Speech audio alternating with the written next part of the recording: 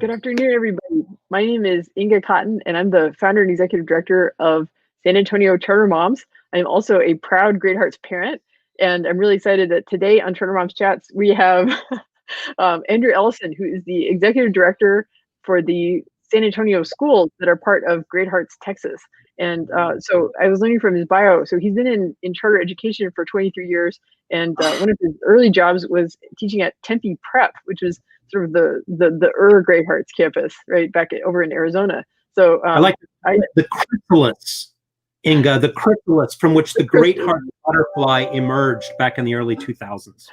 Wonderful. Yeah. Well, that explains it. And so I got to know Andrew when he moved to San Antonio to oversee the Great Hearts campuses in San Antonio, and he gave a remarkable commencement address to the first group of graduating seniors from Great Hearts Monte Vista, and that was kind of how I got to know Andrew. And so he is just a wonderful ambassador for Great Hearts culture, and that's why I really wanted to have him on the show, because today on the blog we were featuring our updated guide to enrolling in Great Hearts charter schools, and open enrollment starts on November 9th.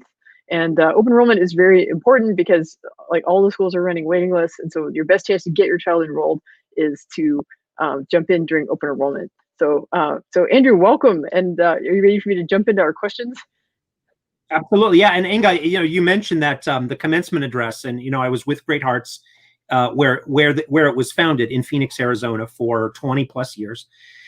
And that was June of 2018, and it was just a tremendous honor to have been invited to give by the headmaster then, Peter Crawford at Monte Vista North, to have given the commencement address. Very first Great Hearts Texas graduating senior class. Little did I know that my own firstborn would be graduating from Great Hearts Monte Vista in the spring of 2020, as he did just a couple of months ago. And here we are now, after being with Great Hearts from the very beginning in Arizona. Our family is just so excited to be here in the next chapter of Great Hearts, to be part of GHTX. So thanks so much for having me on, Inga. It's always great to see you. It's been a while, and I love to talk, and I love to chat about what we do at Great Hearts. So here we go. Wonderful. Okay. So one thing I wanted to ask you about, and I know you've addressed this in the town halls and things like that addressed to Great Hearts parents, but I want sort of the greater community to know. So Great Hearts prides itself on tapping into a very ancient tradition of education that involves things like Socratic seminars and students with their noses in well-thumbed paper books with annotations and marginalia and sticky tabs, and learning cursive handwriting, and how competitive sports, right? So these are all like things that were built around face-to-face interaction that are integral to Great Hearts culture. So, and yet I know as a Great Hearts parent that the distance learning experience, has included the richness of Great Hearts. So can you explain how Great Hearts has adapted to, the COVID world and stayed true to its values? Yeah, for sure, Inga, if it's changed everything that we have to do, right? Everything's different, and it's a lot of challenges. We haven't figured out how to meet those yet. How do you ensure that your second grader, your third grader is holding the pencil in the correct posture when distance learning? We haven't cracked that nut yet. Okay, I'll admit, right? But the Great Hearts Phonics program it's a lot of rigid rules, but they have such wonderful results. So you can ask kids to hold up their hand, in front of the camera and show you, but you don't really know what they're doing once they put their hand back down. So one lesson that it's taught us is that you can only do so much over the Zoom, and that unless we have an adult right there, it's going to have to be an involved parent, and most parents don't have the luxury of that kind of involvement and time to support distance learning at home. I'd say that's one lesson that we've learned, is that distance learning, especially with young students, is just not going to be as impactful as we need it to be unless there is an adult right there next to the child at home making it work. So for anyone who's thinking about remote learning full time, even after COVID tide is all over, I think that's one lesson that I would say families need to know. We certainly have learned as educators, is that you got to have an adult at home cracking the whip, making sure the hand is holding the pencil in the right way, making sure the child is turning the book to the right pages. The instructor can say, hold up your books, let me see the annotations. And We can do an annotation check on Zoom. That works, okay? You can hold up a geometry proposition and show your teacher that you've done it right. Some things work well on Zoom. Other things really don't work nearly as well as we would like them to. But the signature piece, I think, Inga, of a Great Hearts education is the high school humane letters seminars, right? Where we're all around a common reading, a common text, and it's a 90-minute or 2-hour long discussion of ideas. Of all the things that we do at Great Hearts, that was the thing that most quickly transitioned and translated into the Zoom space with a minimum of alterations or minimum of changes. I was a skeptic, Inga. I spent, how long? I spent 10 total years in Great Hearts classrooms, teaching face-to-face, doing great book seminars, doing Latin translation workshops and things like that.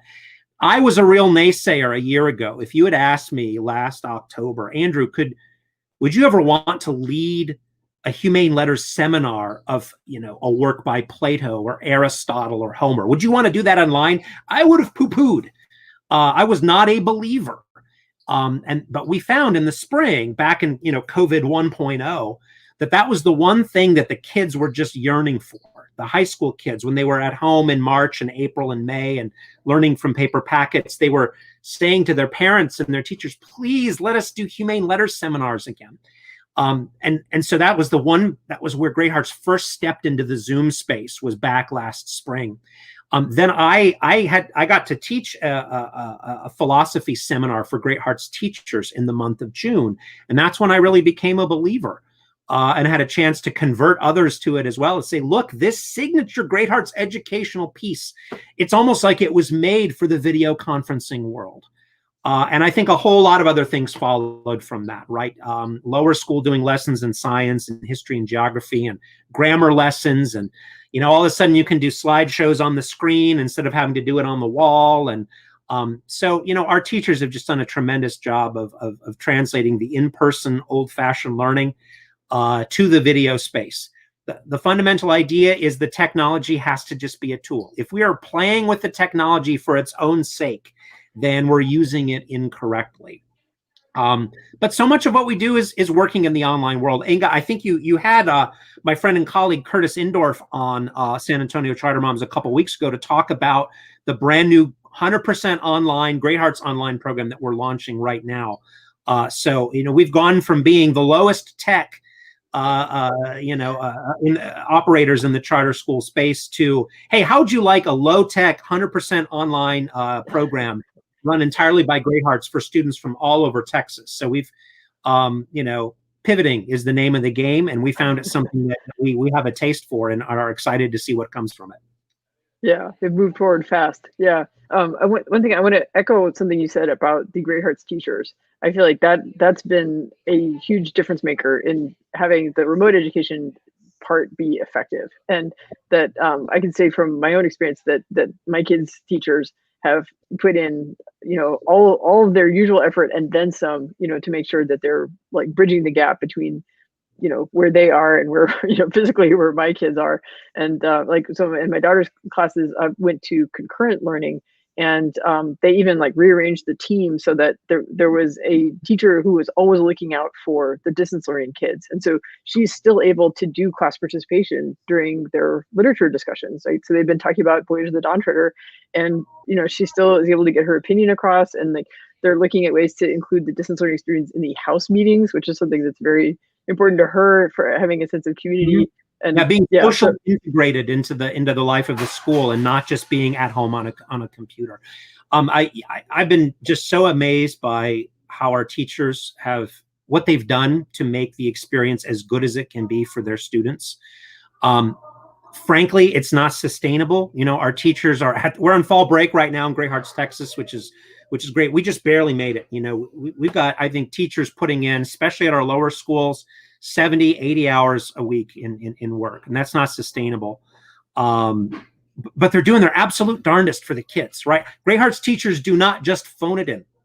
I am just so amazed with how highly our teachers, the high standards that they are holding themselves to in order to feel like like they could swear to like an educational version of the Hippocratic Oath, do no harm.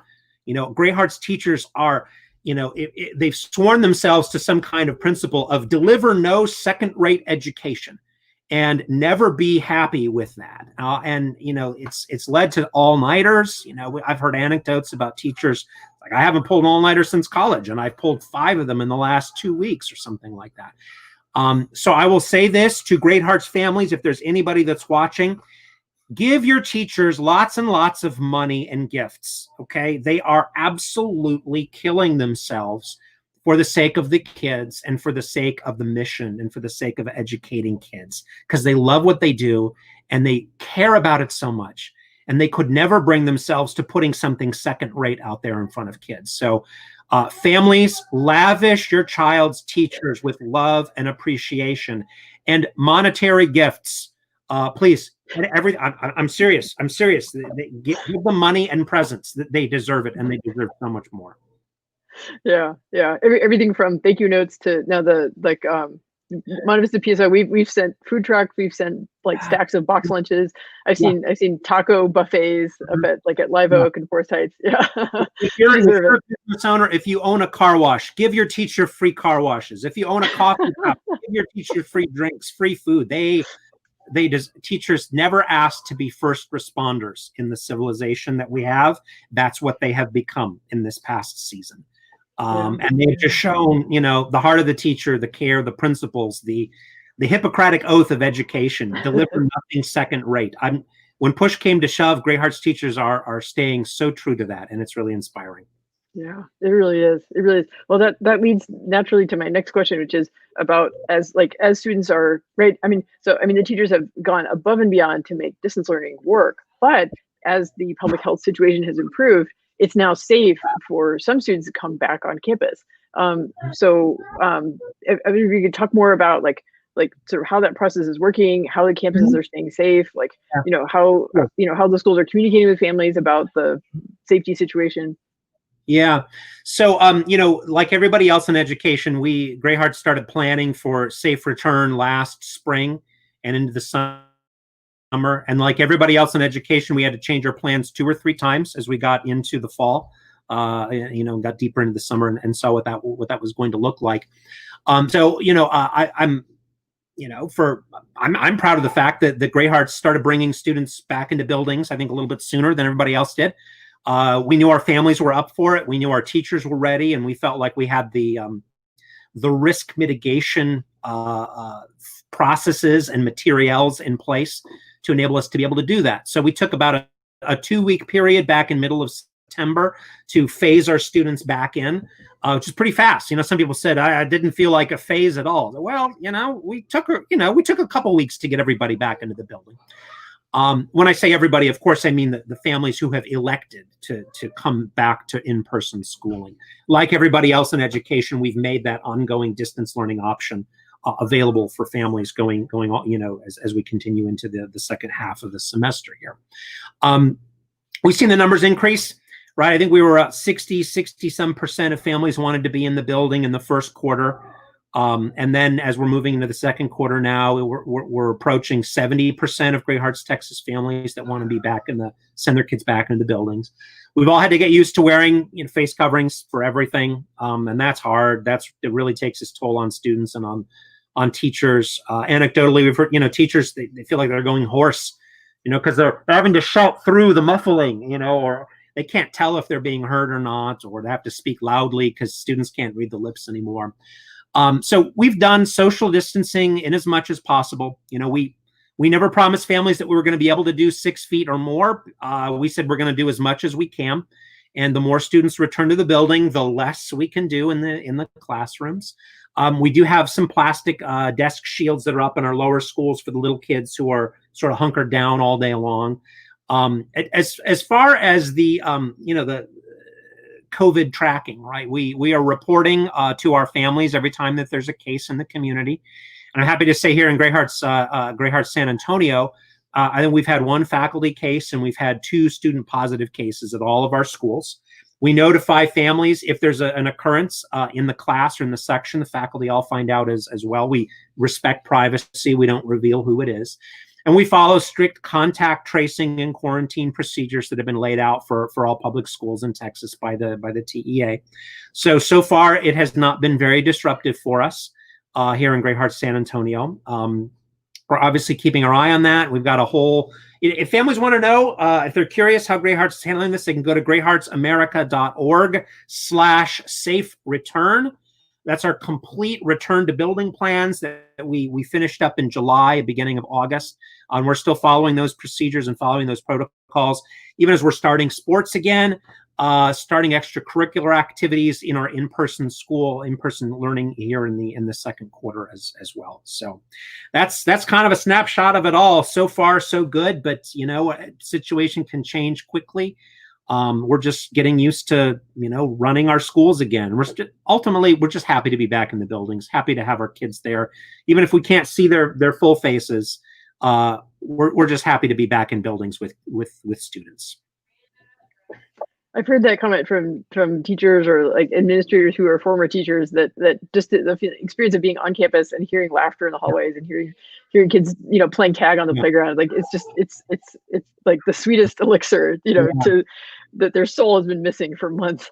Yeah, I think I've heard anecdotally from families all over the place that their children of whatever age, as soon as they were back in the buildings, it was a great load being lifted from their hearts.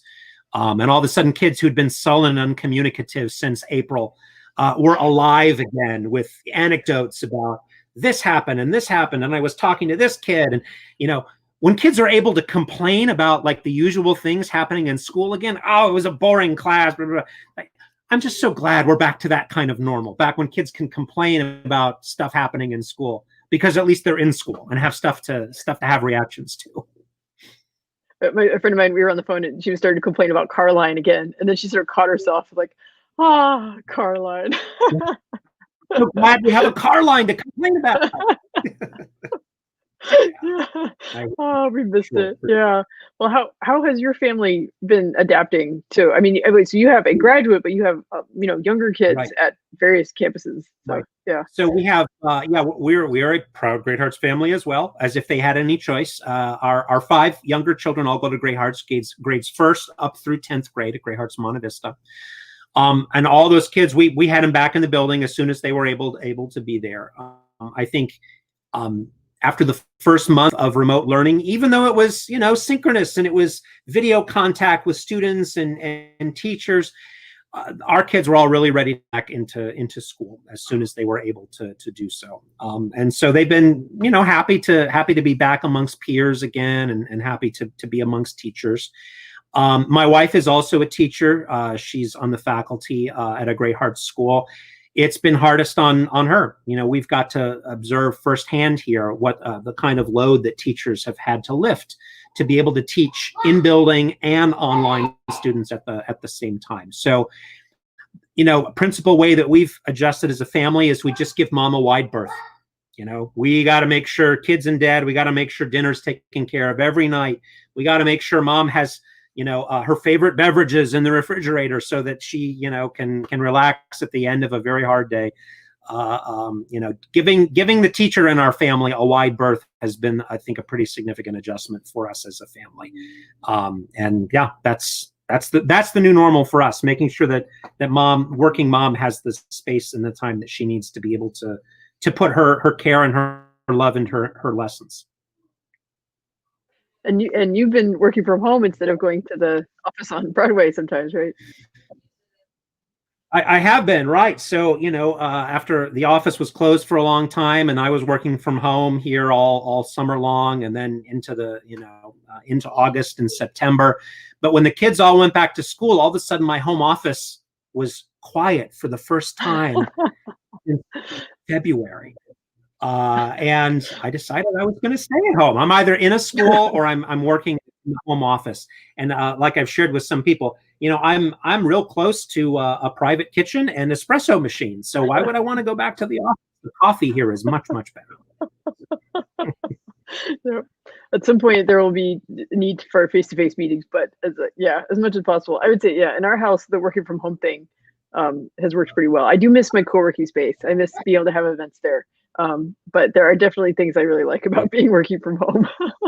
Well, I wanted to ask about, I mean, the year 2020 has been a turbulent year. Now, I'm not so far, I'm too stoic to just say, oh, it's a dumpster fire, I give up. Like, I'm still trying. I still, like, our team is working very hard. And in fact, we feel like there's an even greater need for families to get information about education. So we've been working really hard. So, but I mean, it's been a tough year. There's a lot of social change happening. It's an election year. And so, but part of Great Hearts is, staying rooted in this, ancient tradition that doesn't get blown by, what the dumpster fire of 2020. So, and things like the pop culture rule. So, I don't know, like, how do you explain that to families that are new to Great Hearts, and, sort of how does their Great Hearts have this anchor, right, that helps it, stay true to its mission despite the buffeting winds of 2020? Yeah, so I really appreciate that question, right? And so I also appreciate you linking, the thing that strikes a lot of families on the surface about Great Hearts. First, they hear this no pop culture thing. What does that mean, right? I really appreciate you linking that to, no current events, right? Because it's all on the same continuum for us. We have always been like this. In 20 years of operation, a core fundamental principle for Great Hearts is school needs to be an oasis, that it is a space where children and teachers can focus on learning about the world as it has been for centuries, if not millennia, where we can learn about the immutable laws of nature. We can learn about history and classic literature that has stood the test of time. And we can learn about, the eternal truths of geometry as discovered by the ancients, and which are just as true today as they were 2,000 years ago in Alexandria, Egypt. A Great Hearts education, a Great Hearts school, has always been about encountering things that cut across time and space, encountering things, immersing students, children, in things that are timeless. It has always been about not immersing kids in the right now. Whatever's happening right now, I'm going to keep that out. I've been doing this for a long time, Inga. Enough to say, back when we first got started, we had people who said, shouldn't we be talking in class about the Clinton impeachment, right? I've been doing this for a long time. And the answer back then is the same thing as it is now, is that's out there. Our kids are 13, 14, 15 years old. The best way to teach them how to engage with civic issues is by not engaging with civic issues yet. It is engaging with history, engaging with the founding principles of America, Supreme Court decisions as they've been made, over the last couple of centuries, political philosophy in the form of Aristotle or Plato. Climate change. Shouldn't our students be having debates about climate change policy? No, they shouldn't be. They should be learning about nature. They should be learning about chemistry and physics and geological time and climate in history and things like that. That the best way to prepare kids to engage with the issues of citizenship is to protect them from that right now. I was around, Inga, I'm, dating myself here, aging myself here, but I was around in Bush v. Gore, and hanging chads in Florida back in 2000 and 2001. We kept all that strife out of the classroom. Of course, compared to this year, that kind of seems like maybe a minor traffic ticket hearing in court, right? Compared to all the change and things that are going on in 2020. I remember the morning of the September 11th attacks, right? Where everyone came, we were out on the West Coast, so everybody already knew about it before we came to school, because it had all been going down, on the radio that morning as we were getting up and getting ready to come in. And we just plunged right in my Humane Letters class and said, okay, yeah, this is a crazy day, but isn't the best thing that we can do to focus on what we have to learn today? Because this is going to make us better for all time. Whereas focusing on the moment right now is actually, it's going to absorb us in the moment in a way that makes it very hard for us to step back and look at the right now with the perspective that informed citizens need to have. So Great Hearts has always been about, and we remain just as much about it in 2020 as we were in 2001, and even before that, that the best way we can fulfill our duty to prepare our students for citizenship is to engage with the issues of the past, to engage with history, with great ideas, to learn about nature, to do math, and to engage with works of timeless art, architecture, and music. That's the best way to prepare kids for great citizenship. Not to force them to prematurely engage or play pretend at being citizenship, and certainly not to, even more so in a year like 2020, a year of turmoil. More than anything else, the school needs to be a space where people are not fighting and arguing over intractable social and political differences. The schools now, Great Hearts is going to be a place where kids are going to pursue a form of friendship that is based upon character and shared learning and shared culture, not one that is divided up by allegiances and interests and social media groups and which news channel you watch or things like that. A great school has to be a space that brings students together, no matter what their backgrounds are, race, religion, ethnicity, family politics, religion. I think I already said religion, right? But we've got to be a space that brings all American kids together as Americans to learn about our shared past that goes back to ancient times. There's an element of I think humility that young people can take away from, reading texts that are super old. Like, so I was a history major in college, and I remember like reading a work of social history about it was like deposition transcripts from 11th century Languedoc, but the takeaway from it was just, I was like, oh, well, they were trying her for witchcraft, but she was just trying to make a love potion. It's like, I'm like, oh, I think I saw that video on TikTok. Right. So there's things that are just very humbling, or like, like in law school, like studying, like the school busing controversies from the 1970s, or studying like the early cases of judicial review from the early 1800s, like court packing, right? That's what Marbury versus Madison was about. So that it's humbling to see, like, the human weaknesses are persistent, and so, and I think to understand history means to understand like how hard we have to fight against these weaknesses, right? And why we need systems, right? Like checks and balances, that take into account human failings, and right, and so that's I think that's one of the things I appreciate so much about Great Hearts, that I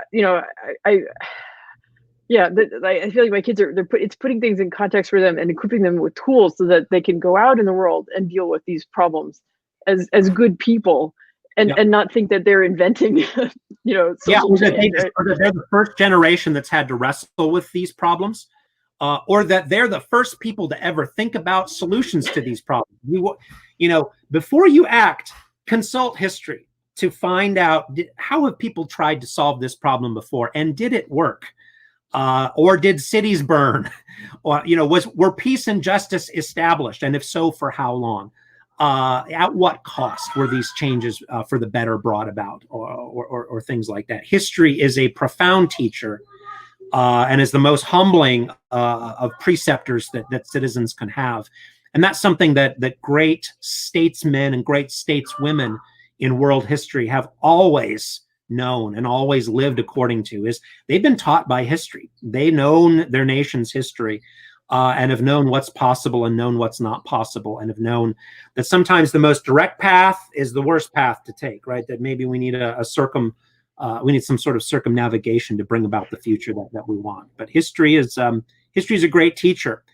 And if we don't know our history, we're at terrible danger of making bad decisions about the present. Yeah. Well,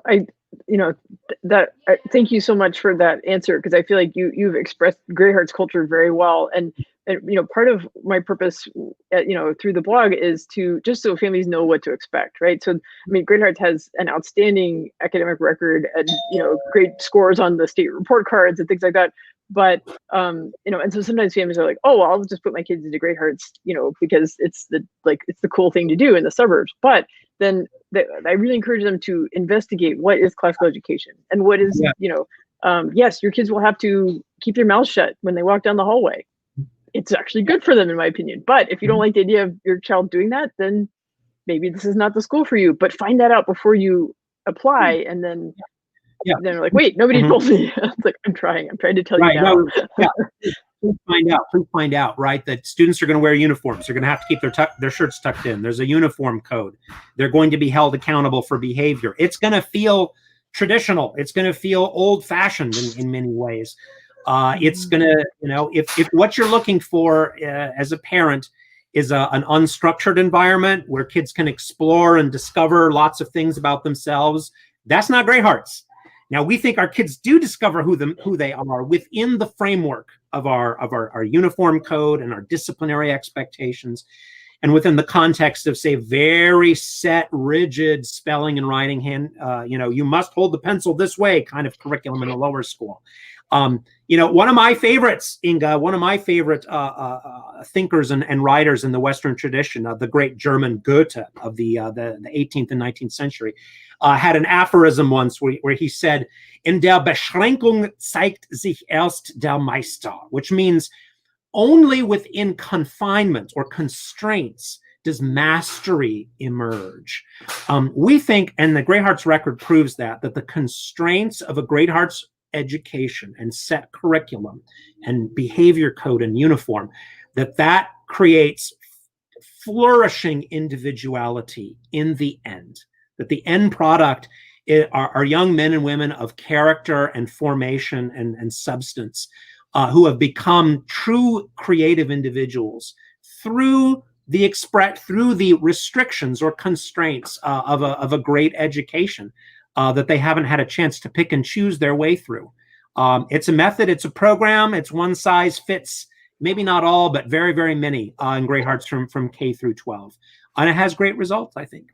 Yeah, I know. I see it I've talked with, like local professors who are experts on literacy and, the Great Hearts curriculum is, because it's so heavily phonics based, it means that, some kids who, and yes, there's also support for the children with dyslexia, but like there's so much baked in, explicit phonics education in the lower school curriculum that there may be less intervention needed, right? I mean, the intervention is there for the kids who need it, right? I mean, Great Hearts is committed to serving special education students, and I have a child who's on the autism spectrum, right? And you have a child with special needs as well. I have a child with IEP as well. Yeah. Yeah. So, but the explicit phonics instruction. I mean, I've talked to skeptics, and they're like, "Oh, they do that. They do that. Yep. They're covering all the bases on the phonics education." And then among the seniors, I see. You talked about creativity. I mean, the thesis topics, and so the confidence, the poise, the depth of what the seniors bring to their thesis presentations is just astonishing. I mean, they're doing extraordinary work that I saw. I went to a selective liberal arts college, and I saw juniors and seniors struggling to express themselves as well as what the seniors at Great Hearts high schools are doing. Yeah, and that's the result of the teachers. That really is about the kind of people who we seek to give a place to work and to teach. Right? No one can give a culture. Our teachers cannot impart a way of being that they themselves are not already immersed in. And you see that at lower schools, right? You see teachers who love poetry and stories and who love nature and love science demonstrations.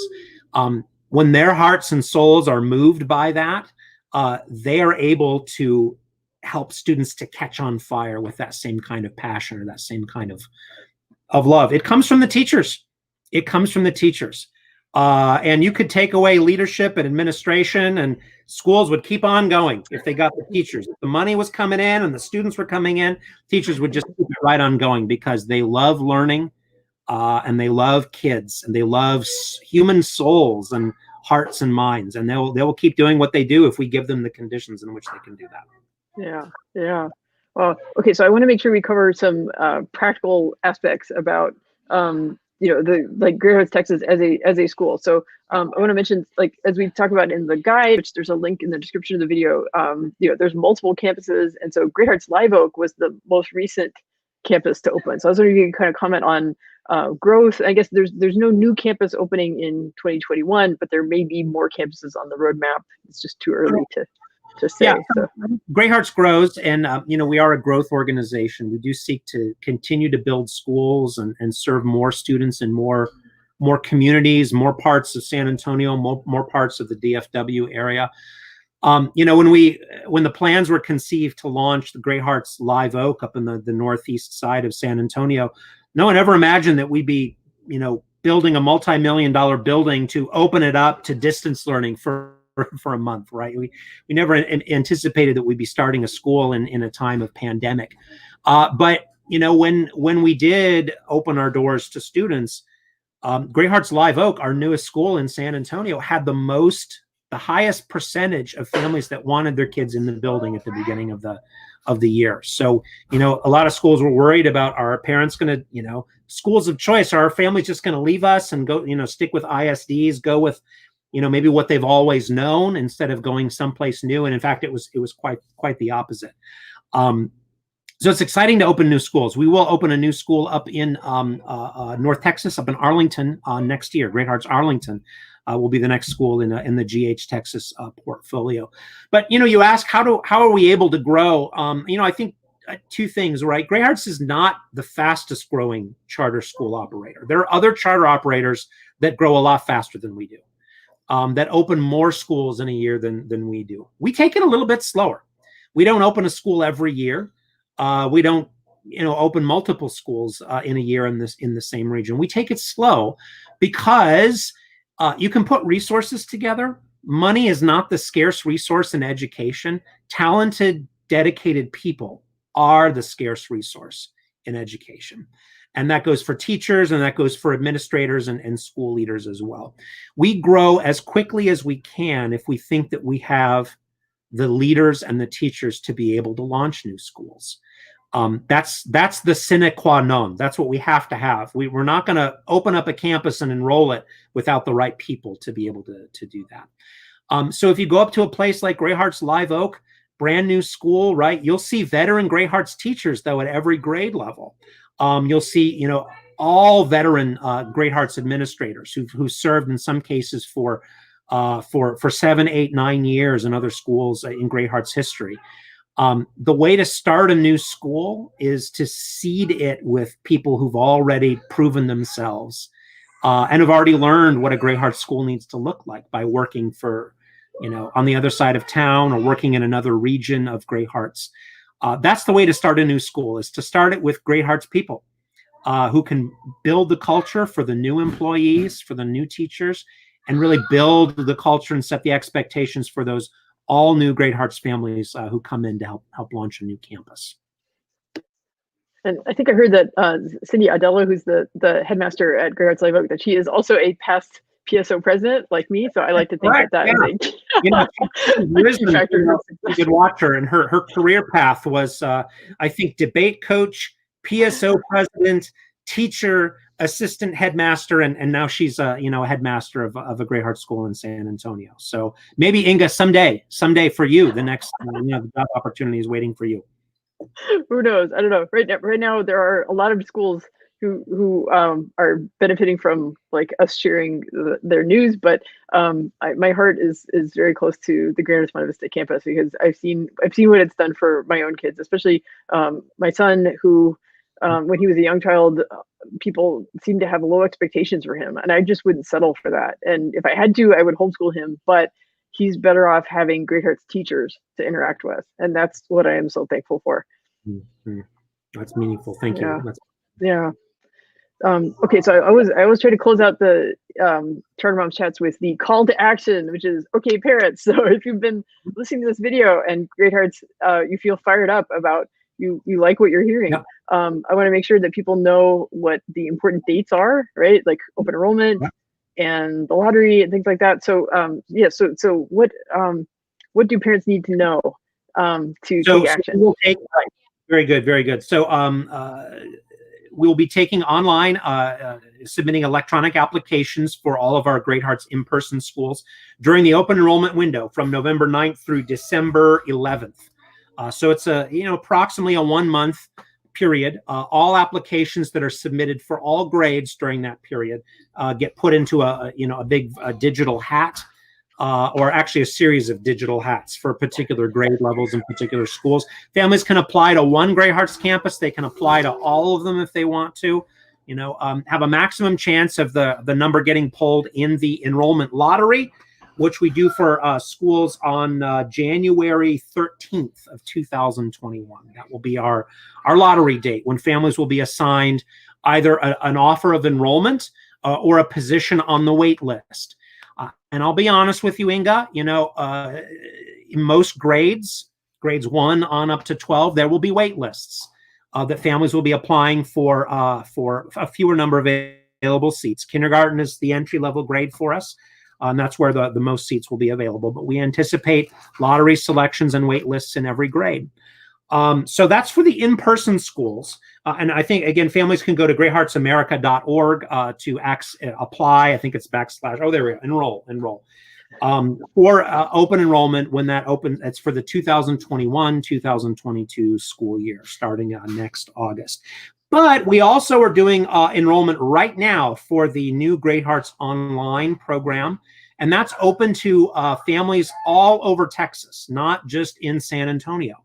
And open enrollment for Great Hearts Online started on October 13th, and it continues through November 8th.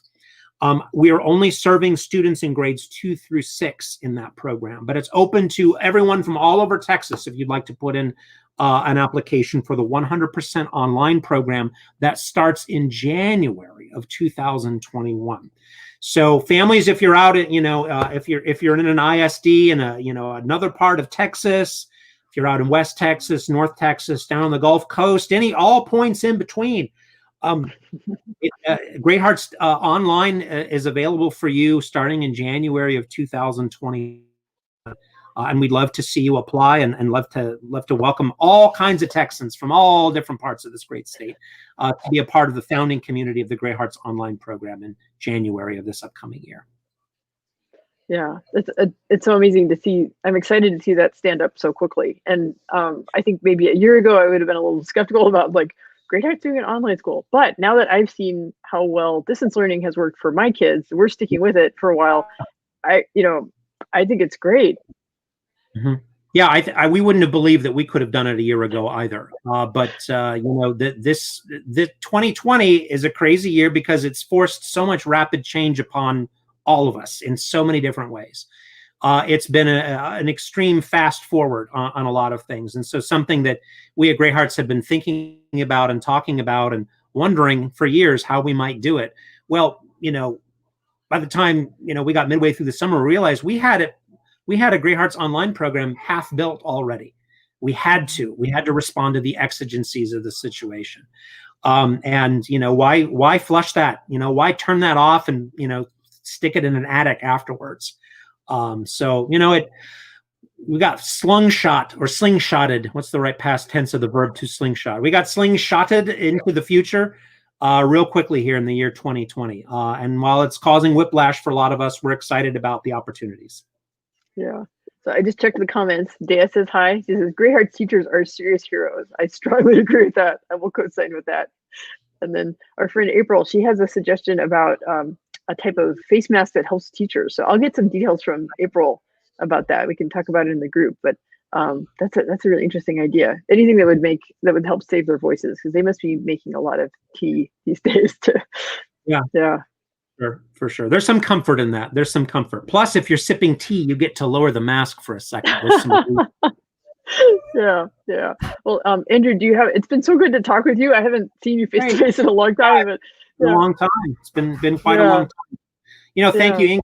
I thank you for all of your work and the tireless work that you've been doing for years to just make families aware of their options, to make them know, to help them to become more intelligent, better informed leaders and drivers of their own family's education, right? That the world of education was very different when you and I were in school, decades ago. Now there's no choice not to have school choice, right? You can't choose to not have choice. If your kid's in the ISD, that's because you've chosen that's the right program for you and for your family and for all of your needs. the paradigm, school choice was there ahead of the internet, right? The paradigm was every single one of us has a duty to become an informed and intelligent driver and chooser and agent of our own children's, our own family's experience of education. And e-commerce and everything has made that the case in every aspect of our lives in the last 25 years. School choice was out ahead of the curve in that sense. So we all have a duty now to make choices, and we are all expected to make good choices and get informed. But I think that's empowering. The vision of American liberty and citizenship is informed women and men making decisions and contributing to the public good through their own informed decisions. And your work at San Antonio Charter Moms has helped to advance that paradigm of informed agency and autonomy and active citizenship here in San Antonio. And, kudos to you, power to you. I feel understood, Andrew. Thank you. You have a way with words, and I feel heard and seen and understood. So thank you. That's very gratifying. That's exactly what we're doing, right? We're putting the tools in the parents' hands. And there's just such a rich array of options out there that I love learning more about this every day. Great. Well, thanks for all you do. Yeah, thank you so much, Andrew. I look forward to seeing you face to face sometime soon, I hope. Sometime soon. Sometime, indeed. All right. Thanks, Singa. Okay. Take care. Bye-bye.